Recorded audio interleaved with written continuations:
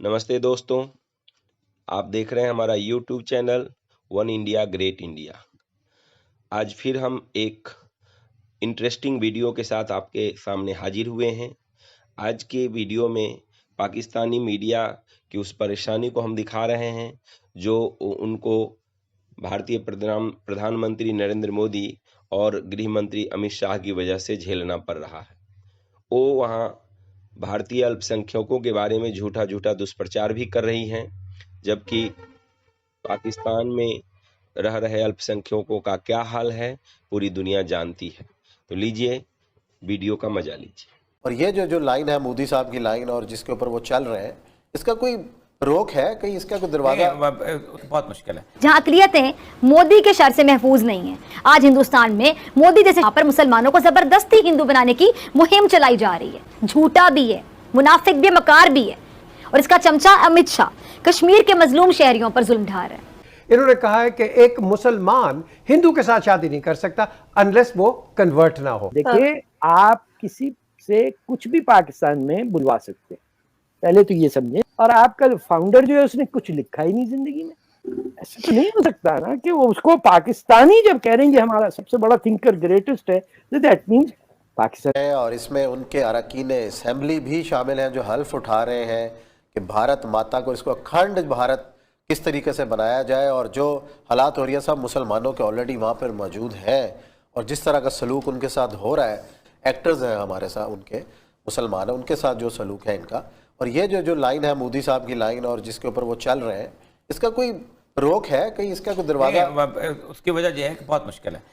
देखें, 1921 में जब संगठन तहरीक आई है तो बरसगीर में 7 करोड़ मुसलमान थे और 22 करोड़ हिंदू थे। अच्छा जी। और एक शख्स का नाम था पंडित मदन मोहन मालवीय। लेकिन उसके साथ साथ 1921 में एक और शख्स था, स्वामी दयानंद सरस्वती। उसने एक तहरीक लगाई थी, शुद्धि कहते हैं पाकीज़ा करना किसी। उन्होंने कहा था कि देखिए, वो नस्लें जो सदियों से बरसगीर पाक व हिंद में आबाद थीं, जैसे मसलन राजपूत हैं, जैसे मसलन इस तरह के और 2-3 छोटे जाट हैं, ये लोग हैं, ये जो मुसलमानों की आमद की वजह से दलित जो थे, ये मुसलमानों की आमद के मुसलमान हो गए थे और राजे महाराजाओं को छोड़ गए थे, इनको हम वापस पाकीज़ा करेंगे, धर्म में लेके आएंगे। तो 1921 के अंदर इन दोनों तंजीमों का मोटो एक था, लेकिन दोनों के जो थे तरीक़ेकार मुख्तलिफ थे। इसी के अंदर से एक शख्सियत थी जिसने हिंदुत्व किताब लिखी थी, उसका नाम था सावरकर।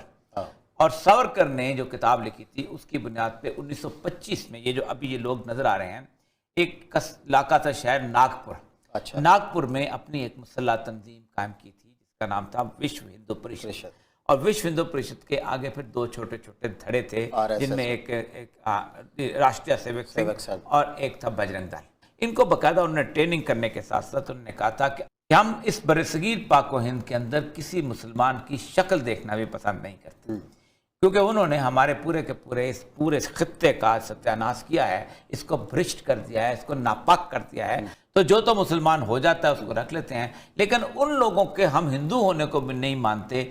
अगरचे कि अब वो एक जाफरी साहब हैं जो कि उनको शिया वक्फ के सरबराह थे, वो उनको मान लिया वसीम जाफर उनको मान लिया है। एक और साहब है वो भी गए हैं। हाँ, वो एक और नौज़बिल्लाह ये सूरत हाल आ गई है मुसलमानों के ऊपर। लेकिन फिर मुसलमान जो थे उसके अंदर उनकी लीडरशिप नवाब सलीमुल्लाह खान वगैरह और ये लोग जब आए, फिर आगा खान वहाँ पहुँचे तो उन्होंने बिल्कुल और तरह का। इसी तरह कांग्रेस की लीडरशिप जो थी वो भी हिंदू उनके नेहरू ख़ानदान के हाथ में आ गई, और गांधी उनका बेसिकली परमात्मा और महात्मा और पता नहीं क्या बनता चला गया, क्योंकि समझते हैं कि वल्लभ भाई पटेल वो शख्स था कि जो मुसलमानों के खिलाफ था। और इसीलिए उन्होंने आप देखा होगा मोदी ने सबसे बड़ा मुजस्मा इस वक्त जो है वो गुजरात में लगाया है, वो वल्लभ भाई पटेल का मुजस्मा लगाया है, क्योंकि वो कहते हैं कि पटेल ही हमारी आरज़ू और उमंगों का तर्जमान था, क्योंकि पटेल ना होता तो ये कश्मीर जो था ये नेहरू ने दे दिया हुआ था। ये वो सारी की सारी चीज़ जो थे पलती 1980 आ गया। अब देखिए कितना लंबी प्लानिंग और कितना लंबा काम। हिंदुओं के बारे में एक पूरे त्यौहार के अंदर ये बात थी कि कोई हिंदू जब त्यौहार पे जाए, बेचारे वो कुंभ के मेले में जाए या हरिद्वार के मेले में जाए, हथियार घर में छोड़ के आए। अच्छा। क्योंकि हथियार जो है ये लाजमी। उनके आप देखा होगा कि पंडित भी हथियार नहीं लेके चलते, उनके नांगे जो है वो तो कपड़े नहीं पहनते, तो सारे के सारे वो मेले के अंदर घूम रहे होते थे। लेकिन 1921 में उन्होंने कहा नहीं, हथियार बुनियादी तौर पर ये तो हमारे कौरव और पांडवों के अंदर हमारी कर्ण और अर्जुन की जो है वो रिवायत है, तो उन्होंने तलवार लेके बाकायदा मेलों में, कुंभ के मेले में, हरिद्वार के मेले में इसमें जाना शुरू किया। ठीक उसके बाद हुआ ये कि फिर उन्होंने मिलिटेंसी को डेमोक्रेसी की शक्ल दी और 1982 के अंदर उन्होंने अपनी एक तंजीम बनाई जिस नाम का था भारतीय जनता पार्टी, बीजेपी। अब भी सूरत हाल ये है कि वो दोबारा इस सारी सूरत हाल को खड़ा करना। गुड़गांव जो है उसमें मस्जिद अब नमाज पढ़ने का, गुड़गांव में उन्होंने कहा कि हम किसी जगह नमाज आपको नहीं पढ़ने देंगे, अपनी मस्जिद बनाएं। अब वो मस्जिद कब बने, कैसे बने, मुसलमानों के पास पैसा कहाँ से आए, सारा कुछ, तो मुसलमानों का वहाँ जीना दोबर हो चुका हुआ। कायदे आज़म मोहम्मद अली जिन्ना कहने के एक अजीम रहनुमा और पूरी दुनिया उनकी कायदाना सलाहियतों का एतराफ़ करती है। मोहम्मद अली जिन्ना ने मुफक्किर पाकिस्तान अल्लामा मोहम्मद इकबाल का जो ख्वाब है उसको पूरा करके दिखाया, और वो ख्वाब क्या था कि मुसलमानों के लिए अलहदा रियासत हासिल करनी है। उन्होंने बरे सगीर के कोने कोने में, जगह जगह, गली गली बावर कराया कि मुसलमान और हिंदू अब एक साथ इकट्ठे नहीं चल सकते। कायदे आज़म मोहम्मद अली जिन्ना ने साफ साफ अल्फाज में बता दिया था कि मुसलमान और हिंदू दो अलग अलग कौमें हैं, इनका रहन सहन, कल्चर, तहजीब, समाजी इक़दार एक जैसी नहीं है। और नाज़रीन, कायदे आज़म ने मुस्तकबिल का जो मंजरनामा है वो देख लिया था, उनको नजर आ रहा था और उनको इस बात का इल्म था कि आने वाले वक्त में हिंदुस्तान मुसलमानों के लिए बहुत ज्यादा घुटन ज़दा माहौल बन जाएगा। और आज हिंदुस्तान में देख लें यही सब कुछ हो रहा है, जहां अक़लियतें मोदी के शर से महफूज नहीं है। आज हिंदुस्तान में मोदी जैसे यहाँ पर मुसलमानों को जबरदस्ती हिंदू बनाने की मुहिम चलाई जा रही है और एक हिंदू रहनुमा अपने पार्टी अरकान से ये कसम ले रहा है कि वो मिलकर पूरे भारत का मजहब हिंदू बना देंगे। अब इससे ज्यादा इंसानी हकूक़ की पामाली और क्या होगी। अब ये ताज़ा वाकया कि वर्ल्ड कप में पाकिस्तान के हाथों भारत की शिकस्त पर, आपको याद है भारतीय अदालत ने 3 तलबा को जेल में डाल दिया था, कि आज पाकिस्तान अलग वजूद रखता है अल्हम्दुलिल्लाह। लेकिन इसके बावजूद मोदी जैसा फिरौन पाकिस्तान को मैली आंख से देखने की कोशिश करता रहता है और इलेक्शन जीतने के चक्कर में पाकिस्तान पर जाली सर्जिकल स्ट्राइक्स के आए दिन दावे करके वोट लेता है। झूठा भी है, मुनाफिक भी, मकार भी है। और इसका चमचा अमित शाह कश्मीर के मजलूम शहरियों पर जुल्म ढा रहा है। कहने का मकसद सिर्फ इतना कि हिंदुस्तान का अक़लियतों पर जुल्म इस बात का सबूत है बाकायदा कि कायदे आज़म का जो 2 कौमी नजरिया था वो बिल्कुल दुरुस्त था और हमेशा दुरुस्त रहेगा।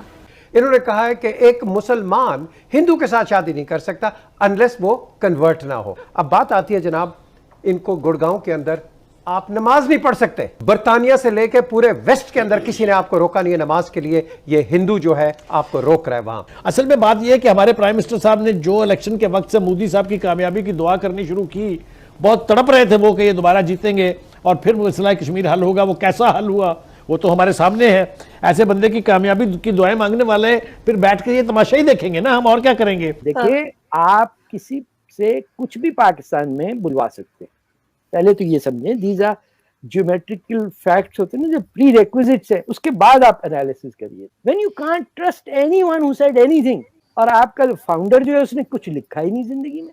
देखिए ना, नक्रूमा ने भी लिखा, आपके नेल्सन मंडेला ने भी लिखा, आप किसी की बात नहीं, उसने कुछ लिखा होगा अपनी जिंदगी पे। ये जिन्ना साहब आप लीडर हैं, उन्होंने, हमने कुछ नहीं लिखा भाई, हम लिखते नहीं, हम बस सूट बड़े महंगे पहनते हैं। और देखिए मुसलमान कितने मुतासिर हो जाते हैं, अरे साहब जिन्ना साहब का सूट देखिए।